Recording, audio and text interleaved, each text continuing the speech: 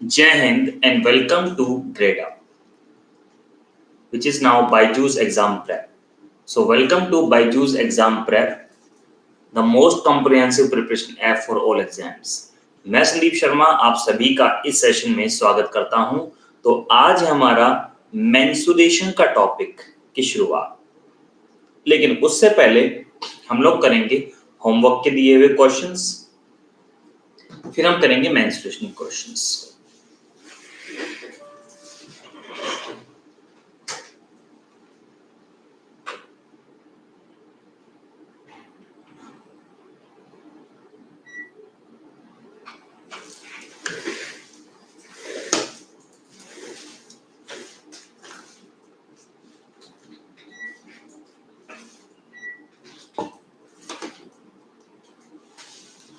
Yes, hello everyone. Hi Ankit, Sumit, Rahul, Chandrabhan, Saurabh, Rakesh, Gautam, मूंगा, काजल, मंजीत, सोनू, चेतन, रवि, करिश्मा and Sandeep और भी बहुत लोग। सबके नाम लेना पॉसिबल नहीं है।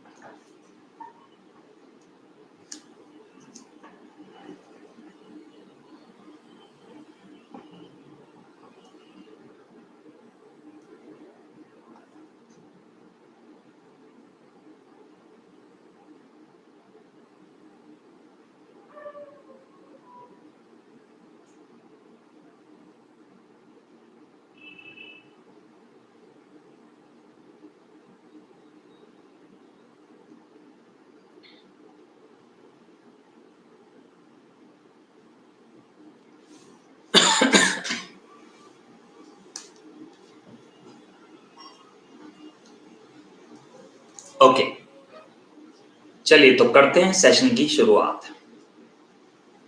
सब लोग तैयार हैं? लिख दीजिए yes sir, we are super duper ready.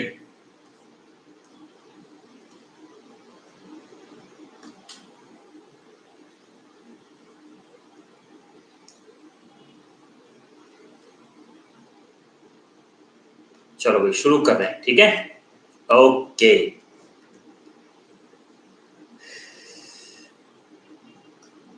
पहले मैं आज मेंसुरेशन का पार्ट 1 है, ठीक है? मेंसुरेशन का पार्ट 1 है, लेकिन पहले हम करेंगे होमवर्क के क्वेश्चंस सारे। पहले हम करेंगे होमवर्क के क्वेश्चन सारे, ठीक है? चलो,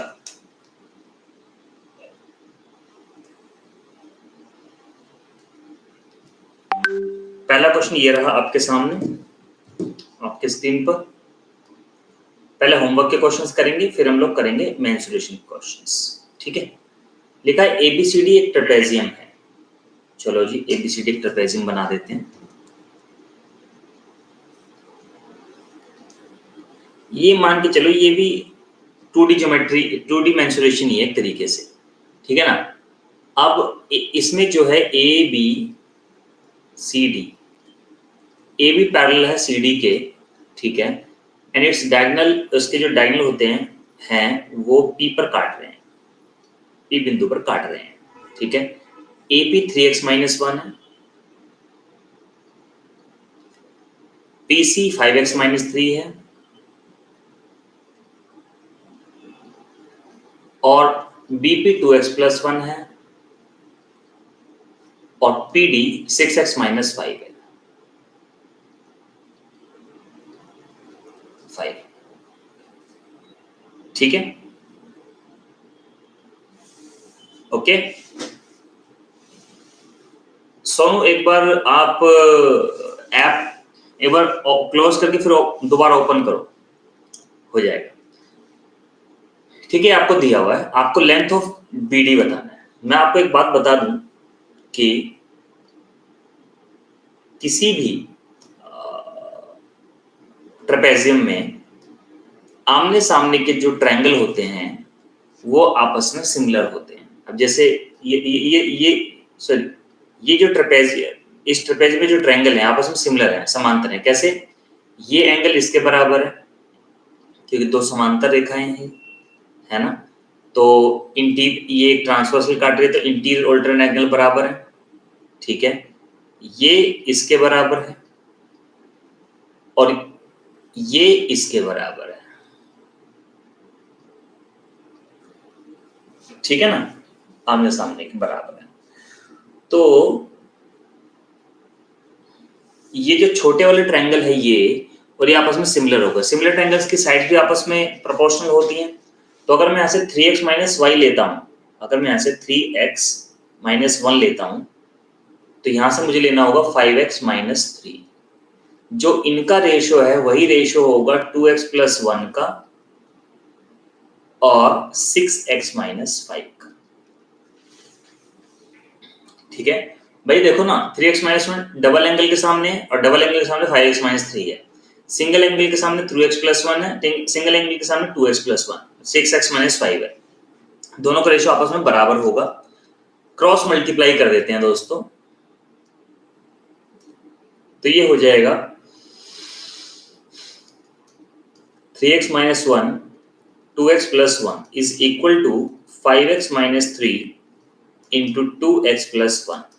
क्रॉस मल्टीप्लाई कर दिया, 3 दूनी 6x square plus 3x minus 2x minus 1, 5 दूनी 10x square plus 5x minus 6x minus 3।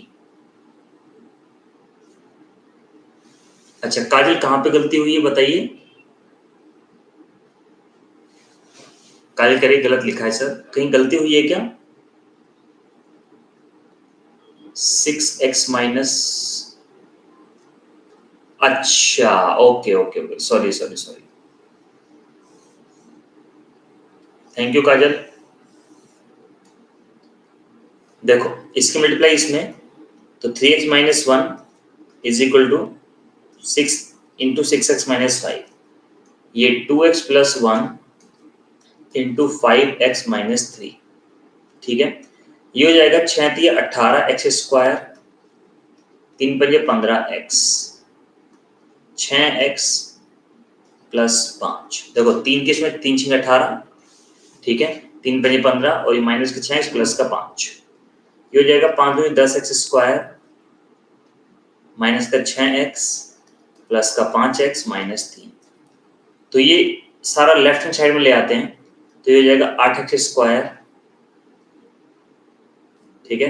एक स्टेप और एक्स्ट्रा कर लेते हैं, कोई दिक्कत नहीं है। ये हो जाएगा 18x square minus 21x plus 5 बराबर 10x square minus x minus 3।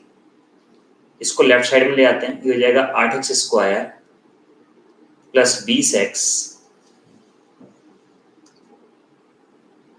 Sorry minus का 20x, ठीक है,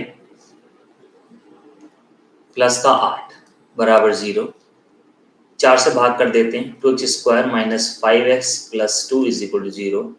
फैक्टर हो जाएंगे इसके, 2x square minus 4x minus x plus 2 is equal to 0। x common x minus 2 minus 1 common x minus 2 is equal to 0।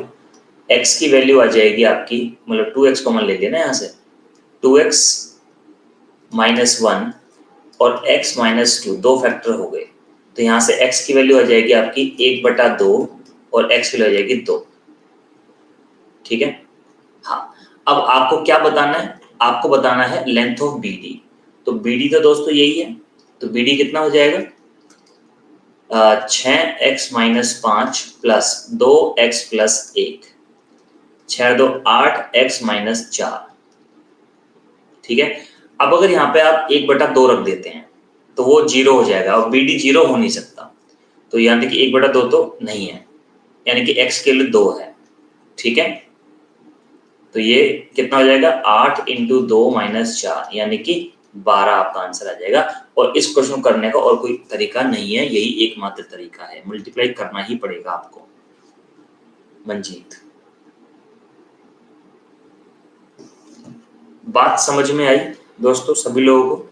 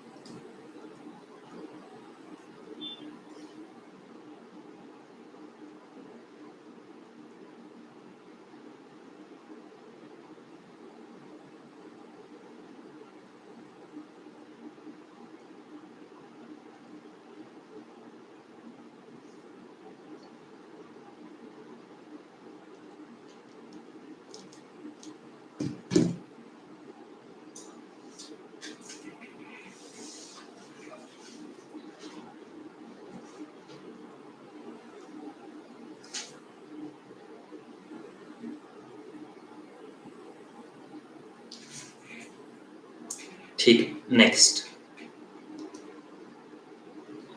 करते हैं इस क्वेश्चन के लिए। बहुत शानदार सवाल है। क्वेश्चन लिखा है ABCD is a square. ABCD एक वर्ग है, ठीक है। लो जी बना देते हैं वर्ग।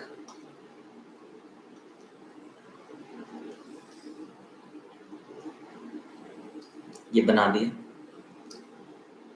AC and BC BD meet at O।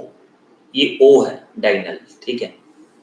ए ये डायगोनल, ये डायगोनल एक दूसरे को कहाँ मिलते हैं?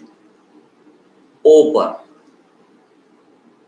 O बिंदु पर मिलते हैं, ठीक है। KL with a point on AB such that AO equal to AK, BO equal to BL।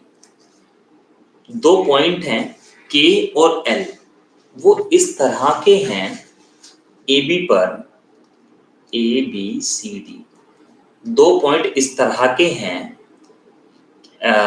AB पर कि AO बराबर AK है, BO बराबर BL है। अब आप एक बात पता है ना कि पूरा डायगोनल पूरी भुजा से बड़ा होता है, तो आधा डायगोनल आधी भुजा से बड़ा होगा।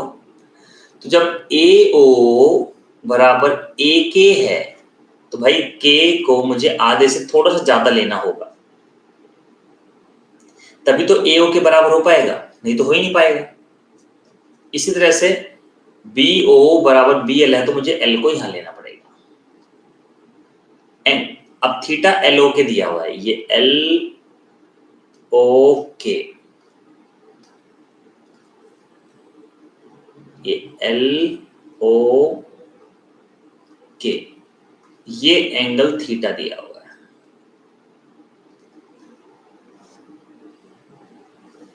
ये एंगल थीटा दिया हुआ है।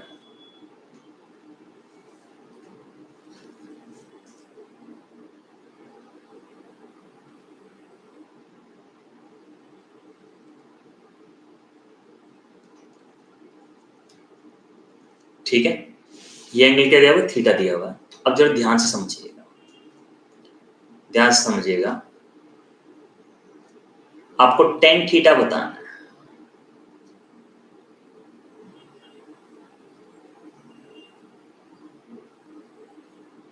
क्या बताना है आपको? टेन थीटा बताना, ठीक है ना। अब जरा गौर से सुनिए। आपको पता है कि जो वर्टेक्स एंगल होता है ये इसको आधा आधा काटता है, मतलब ये 45 डिग्री है। अब आप जरा इस ट्रायंगल में देखना,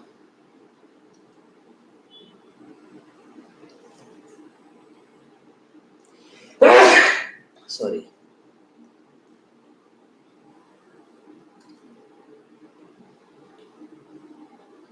ये वाला साइड इस साइड के बराबर है ना, दे रखा है सवाल में।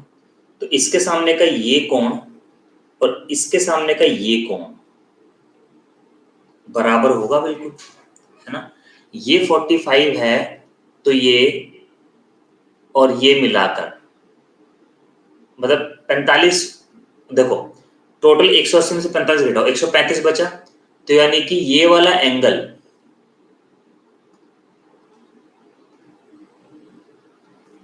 135/2 है, ये भी 135/2 होगी, आधा आधा होगा। बिल्कुल इसी तरह से ये भी 135/2 होगा, ठीक है। अब जरा इस ट्रायंगल में देखो आप,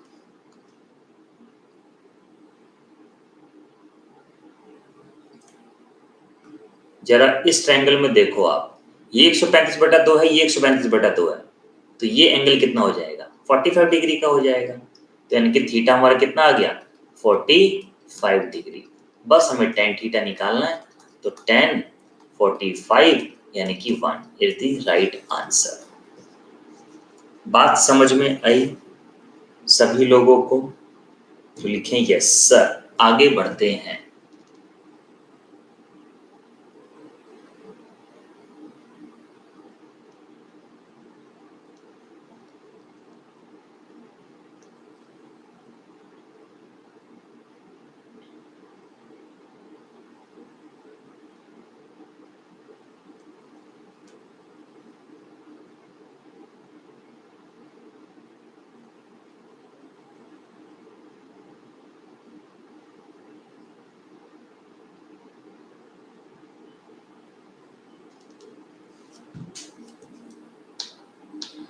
next,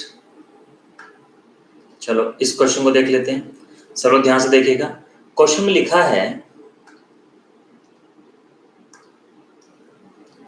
in the given figure, दिए गए चित्र में एबीसीडी एक वर्ग है, एबीसीडी एक वर्ग है जिसकी भुजा 8 सेंटीमीटर है। चलो, जिसकी भुजा 8 सेंटीमीटर है।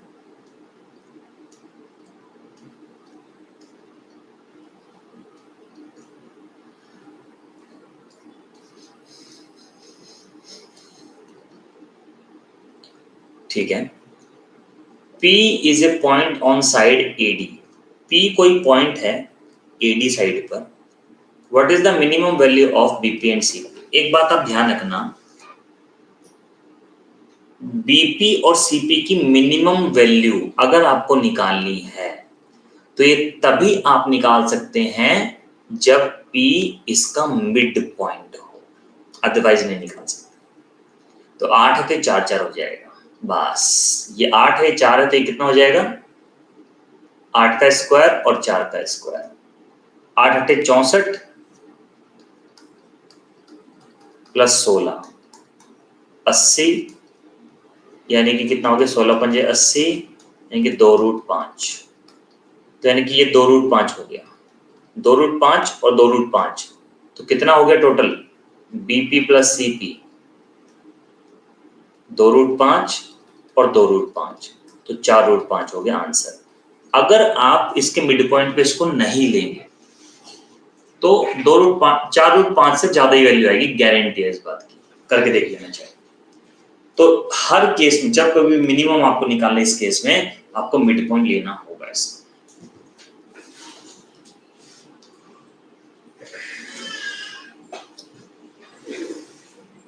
ठीक है दोस्तों, आगे बढ़ते हैं। चलो अगले सवाल पढ़ लीजिए और करिए, बताइए आंसर। क्वेश्चन में देखिए क्या दिया हुआ है। क्वेश्चन में दिया हुआ है आपको, in the given figure ABCD is a quadrilateral. एक दी हुई फिगर है, मैं दी हुई फिगर बना देता हूं, ठीक है।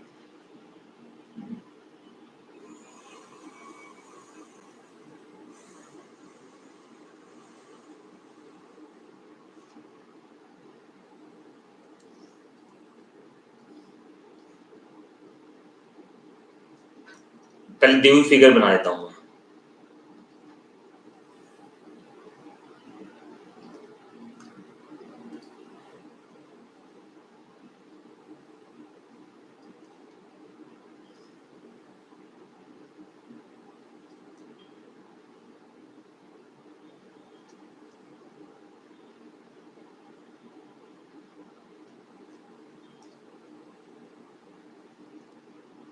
ये ABCD, ABCD एक क्वाड्रिलेटरल है जिसमें AB 6 है, AD 7 है, DC 5 है, ठीक है। A circle inscribed with in ABCD, एक सर्कल है जो कि ABCD के अंदर बना हुआ है, touches all the sides of quadrilateral, इसके क्वाड्रिलेटरल के सारे साइड्स को टच करता है। What is the length of BC? मैंने आपको एक प्रॉपर्टी बताई थी, अच्छा ये मिस्टेक हो गई मुझसे, सॉरी यार, सॉरी, ये मिस्टेक हो गई। 4 बार आएगा ना दोस्तों ये, हाँ ये गलत हो गया, मैंने ध्यान ही नहीं दिया, सॉरी। आज काजल बहुत हेल्प कर रही है, थैंक यू। 4√5, तो ये भी 4√5 होगा, ये भी 4√5 होगा, ठीक है। तो ये 8√5 हो जाएगा, तो आंसर इसका 8√5 होगा। ये गलत है, बात समझ गए, क्लियर, ओके। चलो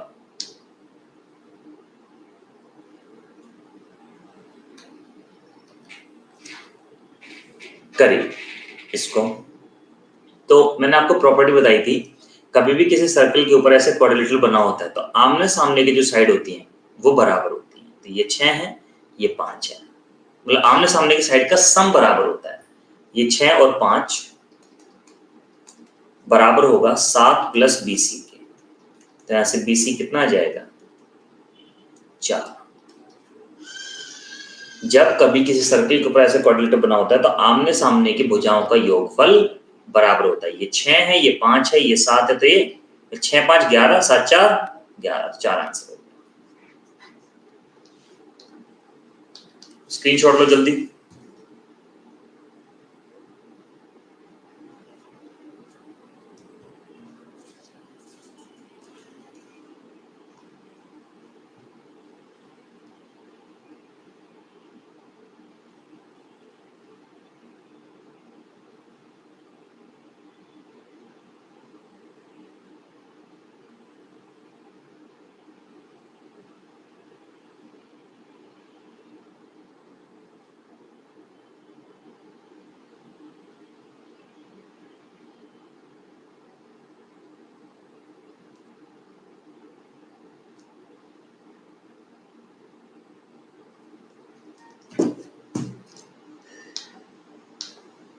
नेक्स्ट क्वेश्चन में लिखा है एक आयत एबीसीडी में,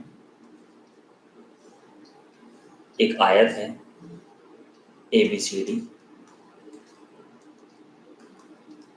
जब भुजाओं के मध्य बिंदुओं को मिलाया जाता है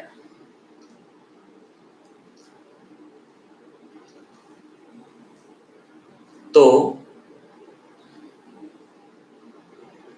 एक अन्य चतुर्भुज बनता है PQRS। यदि PS बराबर 26 सेंटीमीटर है, PR बराबर 20 सेंटीमीटर है,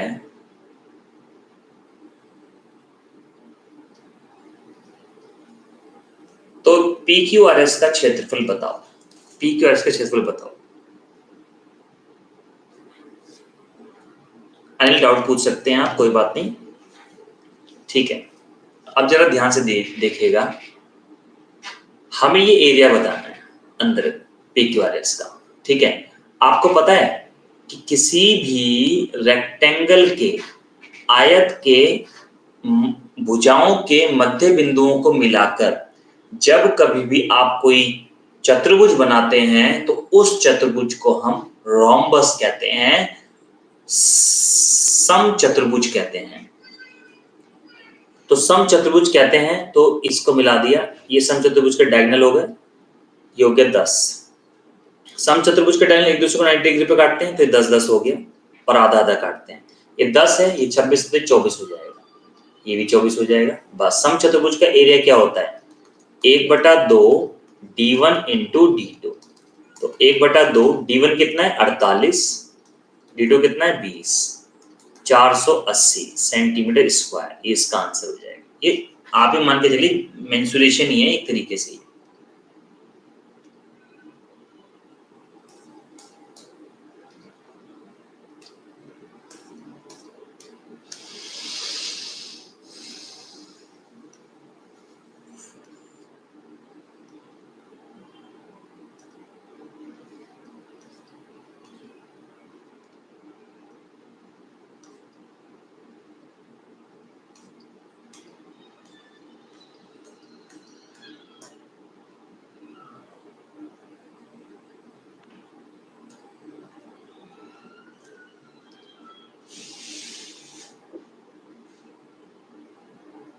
पता नहीं मिमी ऐसे कैसे हो रहा है, ठीक है।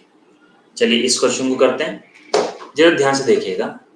If quadrilateral ABCD is cyclic, एक क्वाड्रिलेटरल है ABCD, ये साइक्लिक है तो इसके बाहर सर्कल बनाना पॉसिबल है, ठीक है मेरे दोस्तों, ठीक है। अब ये ABCD दिया हुआ है, आपको cos A cos B cos C cos D बताना है। आपको पता है साइक्लिक में आमने सामने के एंगल का जो सम होता है वो 180 डिग्री होता है,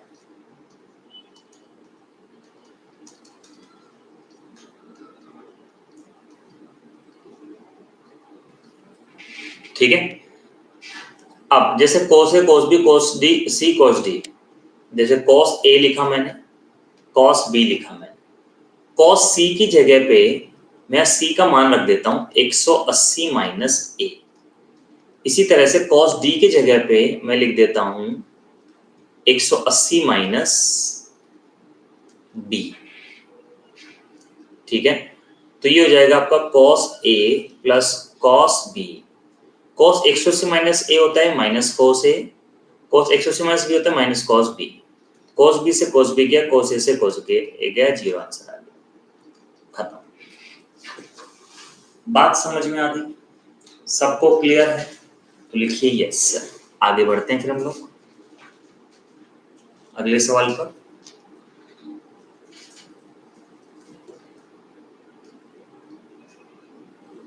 ठीक है, एक काम और भी कर सकते थे आप इसमें, क्योंकि साइक्लिक है तो आमने सामने के समय 180 डिग्री होगा, तो जो आपका मन करे वो एंगल ले लो।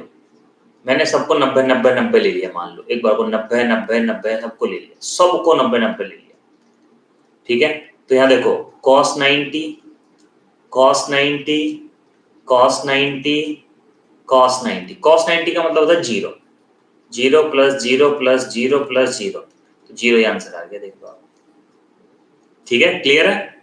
हाँ, चलो आगे बढ़ते हैं, करिए इस क्वेश्चन को। ये सारे होमवर्क के क्वेश्चन है, पहले ये निपटा दे, फिर करेंगे हम आगे अपने क्वेश्चंस। करिए करिए।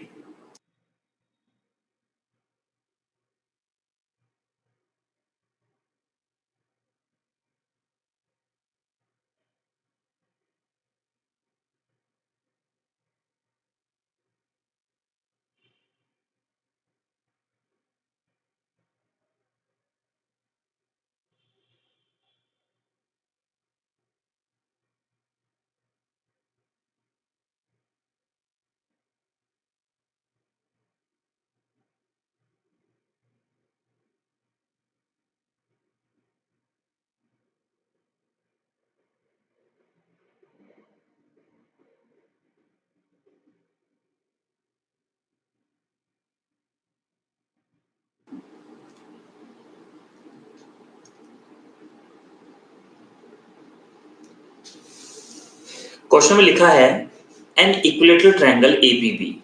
देखो एक समबाहु त्रिभुज है एपीबी, जो कि एबीसीडी वर्ग के ऊपर बना है, एक वर्ग है।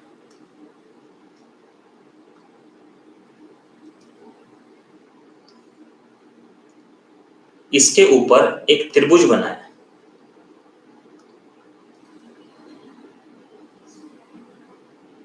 ये, और वो भी इक्विलेटरल, ठीक है, समबाहु। तो अगर इसकी साइड सारी आपस में बराबर होती है स्क्वायर की, तो इक्विलेटरल ट्रायंगल की भी साइड आपस में बराबर होती है। पता है ये बात आप लोगों को? ठीक है, अब जरा ध्यान से देखना, हमें कोण डीपीबी बताना है। ये है A B C D P, हमें डीईपी एंगल बताना है, ये एंगल। अब जरा गौर से सुनिए, 90 डिग्री होगा ये क्योंकि स्क्वायर में है, 60 डिग्री होगा ये क्योंकि समबाहु त्रिभुज में है। ये टोटल एंगल हो गया 150। और अगर मैं इस ट्रायंगल में देखूं,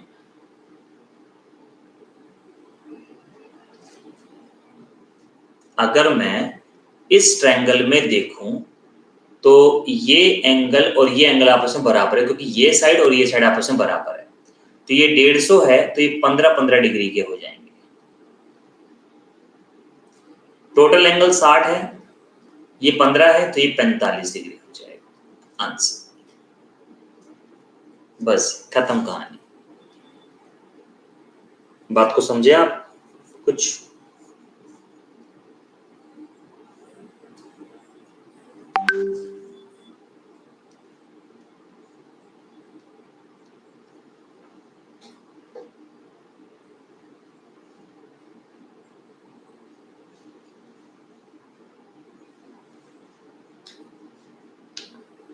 चलिए इस क्वेश्चन को देखते हैं।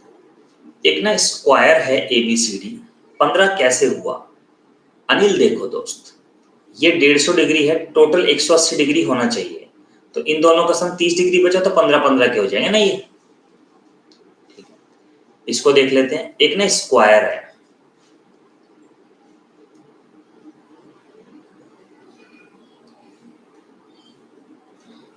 इसके अंदर कोई पॉइंट है O,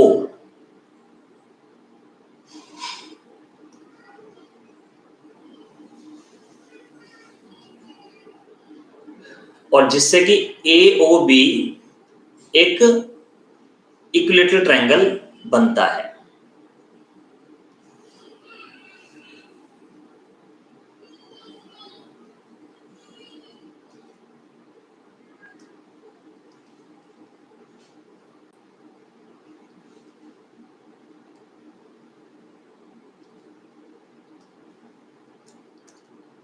ABCD, ये पॉइंट AOB एक इक्विलेटरल ट्रायंगल है, तो ये चारों साइड बराबर होंगी, ये भी बराबर होगा।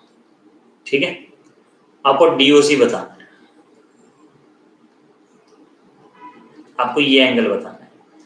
इस एंगल को 60 बताने की गलती मत करना कि सोचो वर्टिकली अपोजिट है, सीधी लाइनें नहीं है ये, ध्यान रखना। देखो ये 60 डिग्री है,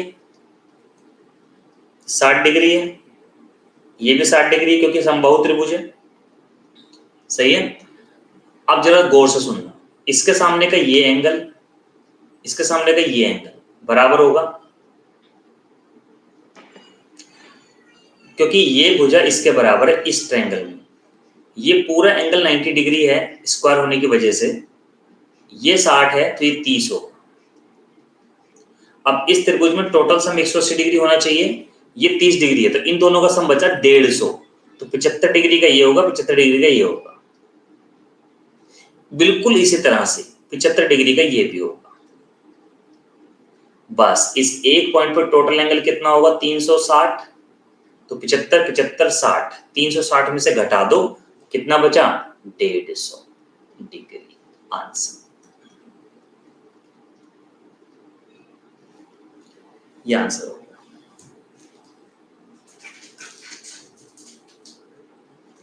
बताइए क्लियर है?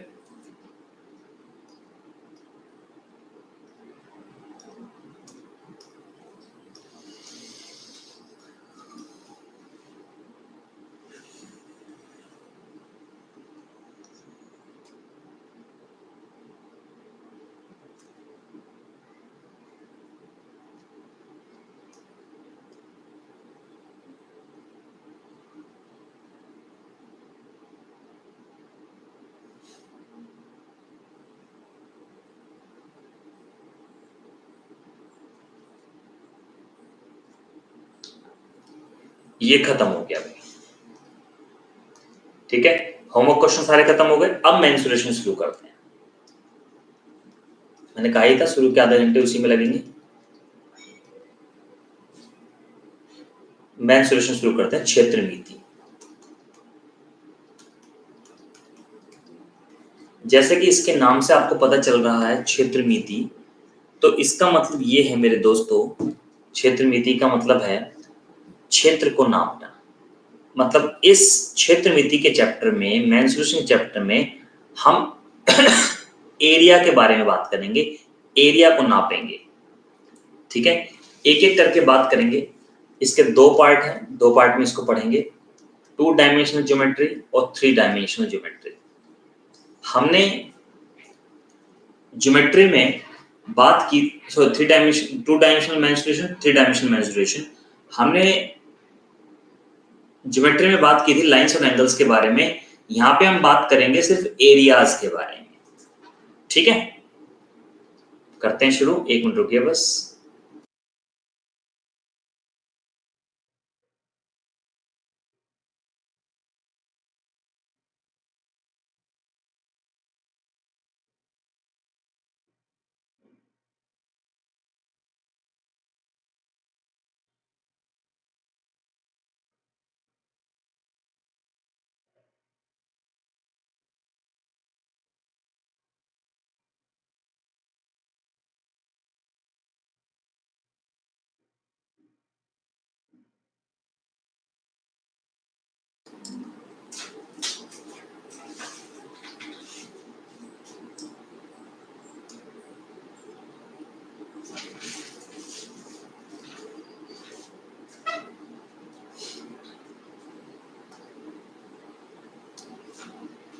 ठीक है, अब बात करते हैं हम लोग मेंसुरेशन।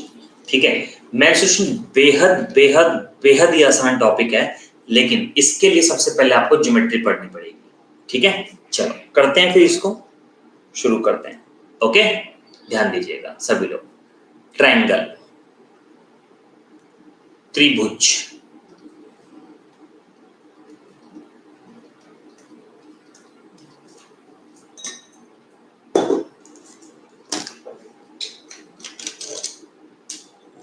एक एक करके बात करेंगे। पहले सारे फॉर्मूले लिखवा देता हूं, फिर क्वेश्चंस करेंगे। ठीक है,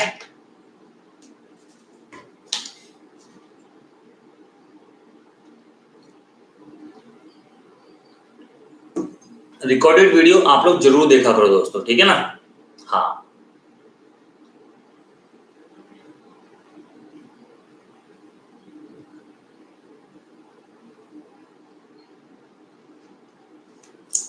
अगर आपको लगता है कि दोबारा देखनी चाहिए, देखा करो। ठीक, त्रिभुज के बारे में बात करते हैं सबसे पहले।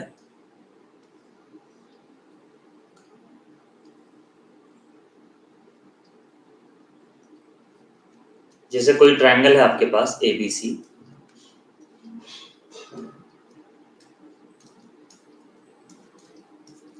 तो इसका एरिया कितने तरीकों से निकाला जा सकता है। नंबर 1, एरिया मतलब क्षेत्रफल 1/2 गुना आधार गुना ऊंचाई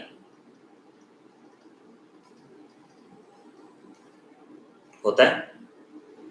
इंग्लिश में लिख देता हूं, फिर हिंदी में भी लिख दूंगा। ठीक है, यानी कि 1/2 बेस इंटू हाइट, यही होता है। इसका क्षेत्रफल एक और होता है कि अगर आप कोई भी दो साइड ले लो दोस्तों, ए इंटू बी, और बीच के एंगल का साइन एंगल ले लो, साइन ऑफ सी। 1/2, कोई भी दो साइड ले लो आप,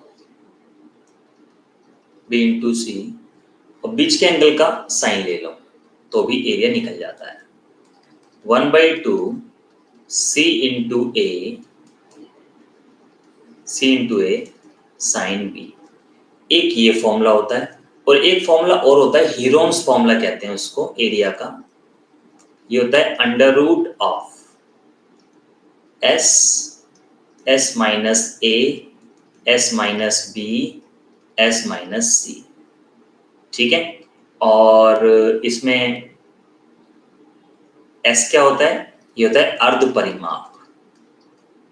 तो इतने तरीकों से आप क्षेत्रफल निकाल सकते हैं। सारे के सारे फॉर्मूले लिखवा रहा हूं आपको डिटेल, नेक्स्ट क्लास में क्वेश्चंस करेंगे। ठीक है ना, देखते हैं अगर आज पहले पूरे हो जाएंगे फॉर्मूले तो पहले कर लेंगे, कोई इशू नहीं है। ठीक है, सर्कल के बारे में बात करते हैं, वृत्त के बारे में बात करते हैं।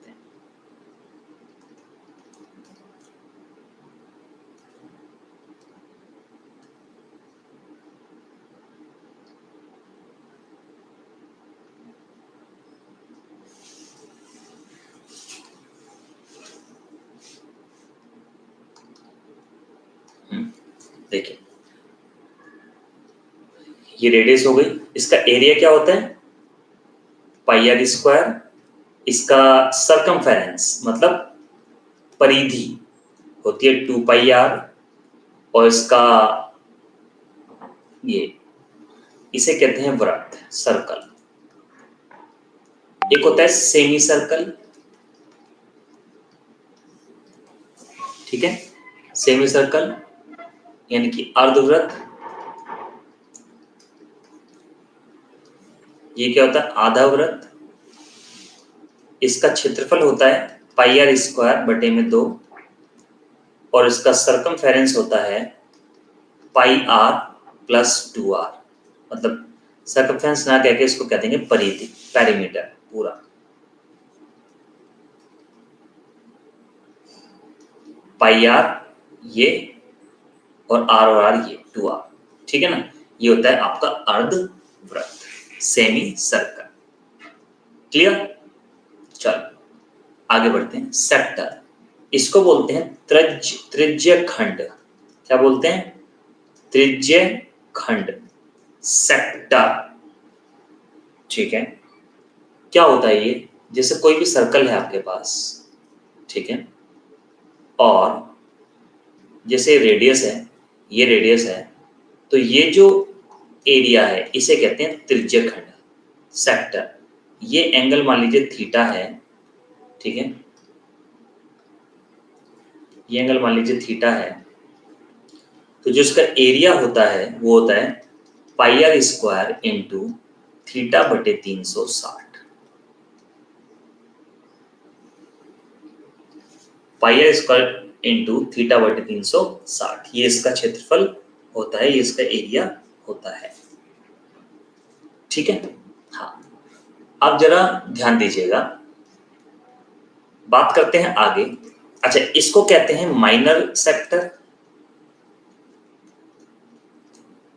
लघु त्रिज्यखंड, इसे कहते हैं मेजर सेक्टर, दीर्घ त्रिज्यखंड।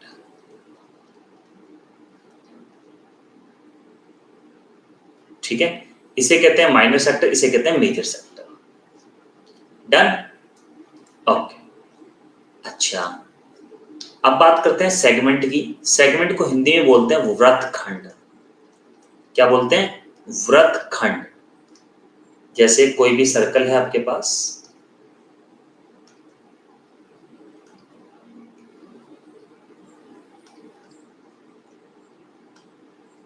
जैसे कोई भी सर्कल है, ठीक है, और ये एक जीवा है, तो ये जो क्षेत्रफल होता है, ये जो एरिया होता है, इसको कहते हैं माइनर सेगमेंट, लघु व्रतखंड। इसे कहते हैं मेजर सेगमेंट, दीर्घ व्रतखंड।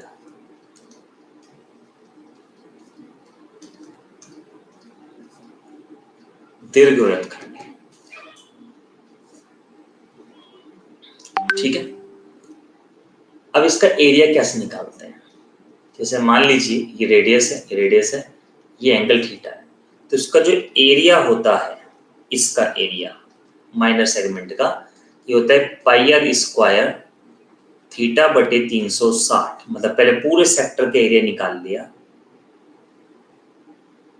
इसमें से माइनस कर दे इस ट्रायंगल के एरिया को, 1/2 आर स्क्वायर साइन थीटा।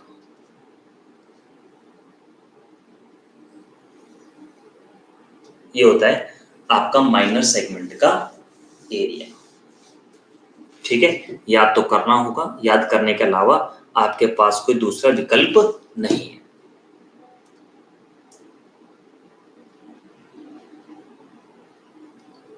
ठीक है दोस्तों,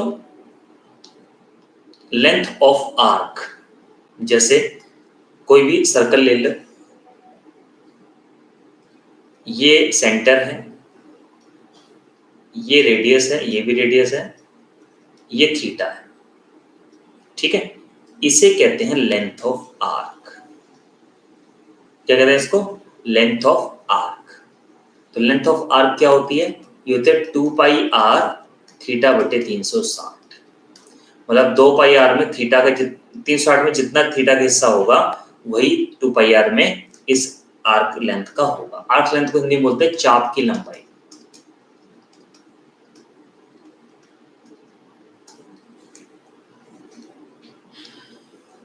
बात करते हैं स्क्वायर, रेक्टेंगल, पैरेललोग्राम, रोम्बस के बारे में। स्क्वायर, रेक्टेंगल, पैरेललोग्राम,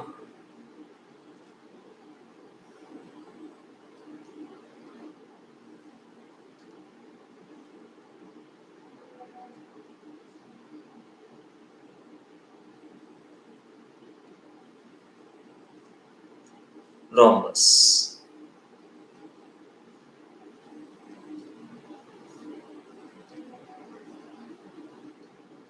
इनके बारे में बात करते हैं।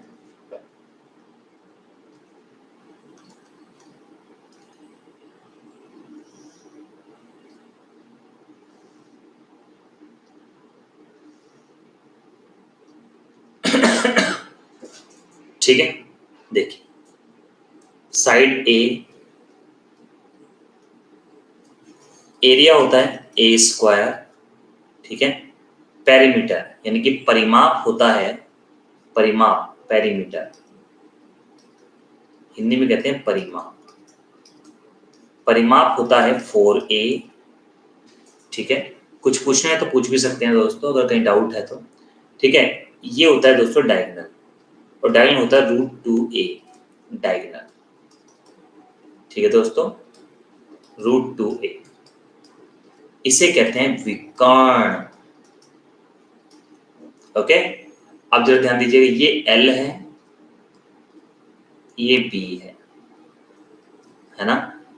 तो एरिया होता है L इंटू बी, लंबाई गुणा चौड़ाई, परिमाप होता है twice of L plus B, और इसका जो डायगोनल होता है, विकर्ण होता है,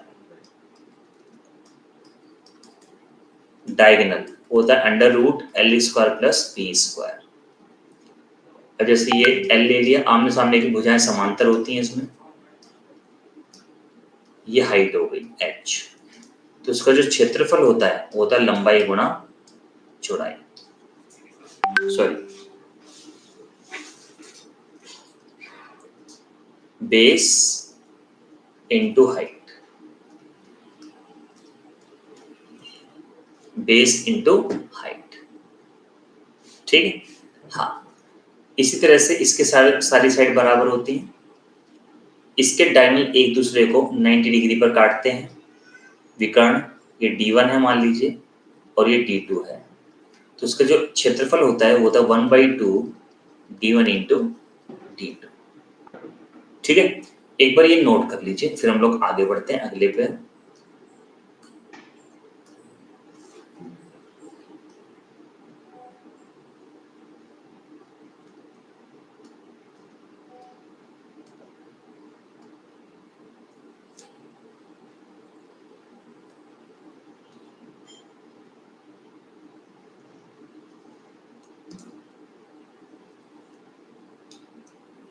एक मिनट रुकिए।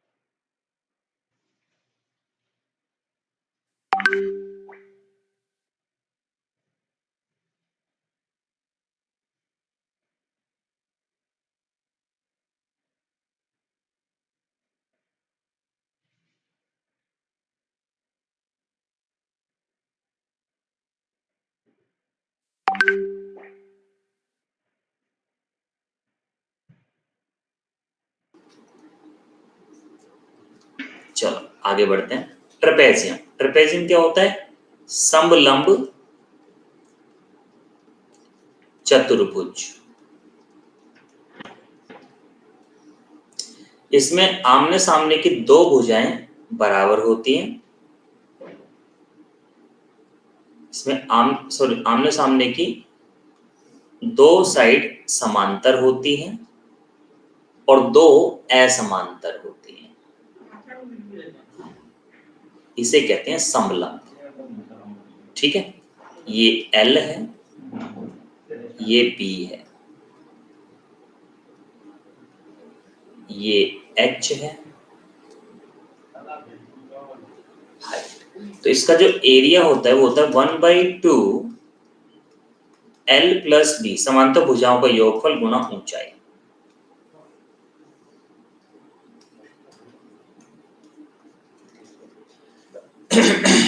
ठीक है दोस्तों, क्लियर? आगे बढ़ते हैं। रेगुलर हेक्सागन के बारे में बात करते हैं।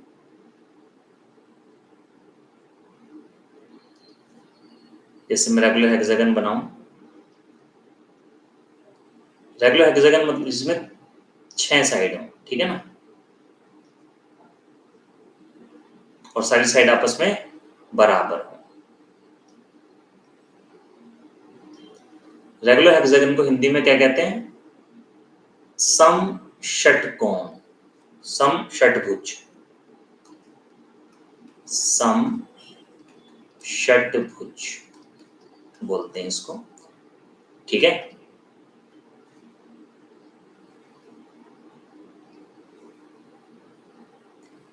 अब इसकी खास बात क्या होती है? जैसे इसके 6 की 6 साइड बराबर है, अगर इसके सारे डायगोनल्स को आप मिला दो तो ये 6 इक्विलेटरल ट्रायंगल बन जाते हैं। यस, 6 इक्विलेटरल ट्रायंगल बनते हैं। ये सबका एरिया आपस में बराबर होता है। ए ए ए ए, सारी साइड ए ए ए हो जाती हैं।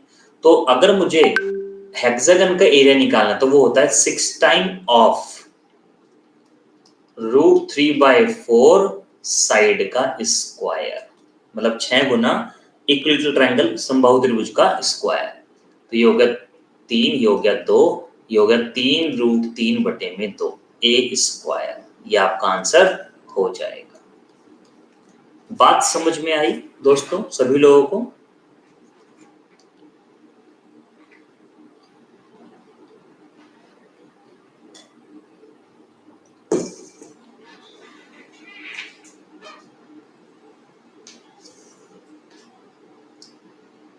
तो ये डायरेक्ट एरिया आप याद कर सकते हैं। अब राइट प्रिज्म ये 3D का मामला है, इसको हम 3D में पढ़ेंगे, है ना। अब ये 2D के फॉर्मूले मैंने सारे लिखवाए हैं आपको, और 2D के क्वेश्चंस करेंगे अभी, ठीक है ना। हाँ,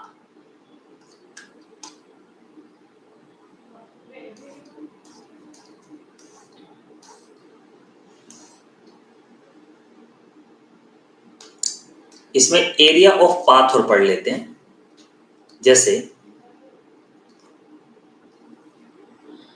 ये एक सब प्लॉट है, स्क्वायर के लो रेक्टेंगल के लो एक ही बात है। इसके अंदर ये एक रास्ता बना हुआ है, ये एक प्लॉट है जिसकी लंबाई चौड़ाई L और B है। इसके अंदर ये x यूनिट का रास्ता बना हुआ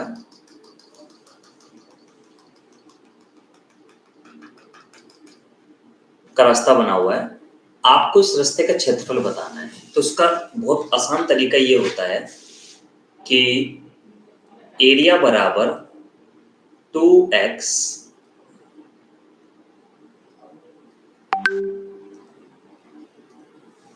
L + B - 2x। दोस्तों या तो आप इसको याद कर लो, और नहीं तो आपको पता है बड़े वाले में से छोटे वाले को घटाओगे तो रास्ते का क्षेत्रफल आ जाता है। लेकिन अब आपको सर आप ये क्यों दे रहे हो हमें याद करने को? भाई ये इसलिए दे रहा हूं, अगर पेपर में बहुत बड़े नंबर आएंगे ना तो यही फॉर्मूला है जो आपको जल्दी करवाएगा सवाल। हाँ, इसी तरह से अगर मान लीजिए रास्ता बाहर बना हुआ है, कहाँ बना हुआ है? बाहर। जैसे मान लीजिए ये L है और ये B है। अब प्लॉट के बाहर रास्ता बना हुआ है तो एरिया कितना होगा? तो बस सेम फॉर्मूला रहेगा, बस यहां पर प्लस आ जाएगा, ठीक है। अच्छा, अब अगर मान लीजिए कुछ ऐसा हो, जैसे एक रेक्टेंगुलर फील्ड है या स्क्वायर फील्ड है, इसके अंदर ऐसे रास्ता बना हुआ है, एक ये है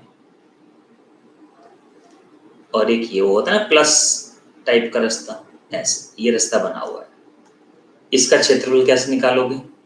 ये L है, ये B है, ये x है चौड़ाई रास्ते की, तो ये रास्ता कैसे निकालोगे? ये, तो ये रास्ता हो जाएगा, एरिया हो जाएगा x × L + B - x। इनके याद करना मत करना, इसको जरूर याद कर लेना, ठीक है। एग्जाम में बहुत ज्यादा इस्तेमाल होता है ये वाला। अगर इसको बेसिक सॉल्व करने लगे भैया टाइम लग जाएगा।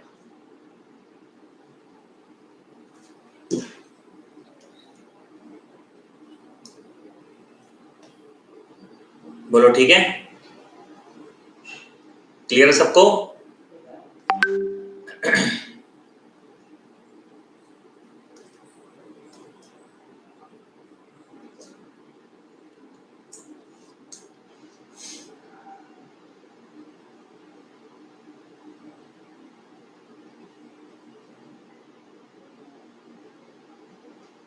ठीक,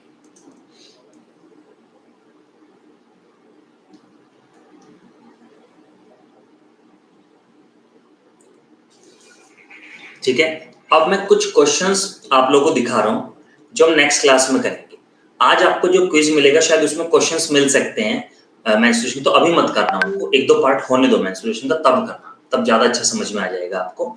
आज मैंने सारे फॉर्मूले लिखवा दिए आपको, ठीक है।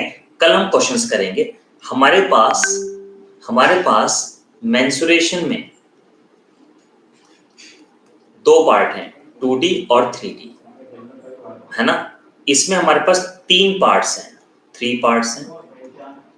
इसमें भी हमारे पास 3 पार्ट्स हैं, ठीक है दोस्तों। तो बाकी के पार्ट 2 में हम क्वेश्चंस करेंगे इसमें, ऐसे ही हम फिर इसमें भी करेंगे, ठीक है ना। क्लियर सबको? तो मैं कुछ क्वेश्चंस दिखा रहा हूं, एक बार ट्राई करके आना घर से, बाकी फिर नेक्स्ट क्लास में कराएंगे। अच्छा, ये मत सोचना कि ये हिंदी में नहीं है, चल जाएगा काम। PQRS मैं जब पढ़ाऊंगा तो समझाऊंगा, एक दो क्वेश्चन है ये बस, PQRS ही दिया हुआ है, ये A B C D, PQRC है ये। 1 2 3 4 5, ये मैं समझाऊंगा, 6 7, ये 7 क्वेश्चंस दे रहा हूं, ये करके आना, बाकी तो फिर मैं नेक्स्ट क्लास में आपको कराऊंगा, ठीक है। चलो, आज हमने सारे फॉर्मूले लिखे हैं, सारे फॉर्मूले करवाए हैं मैंने आपको, और होमवर्क क्वेश्चन कराया। कल फिर हम 2D के क्वेश्चंस करेंगे, ठीक है दोस्तों। चलो मिलते हैं फिर नेक्स्ट क्लास में, ओके।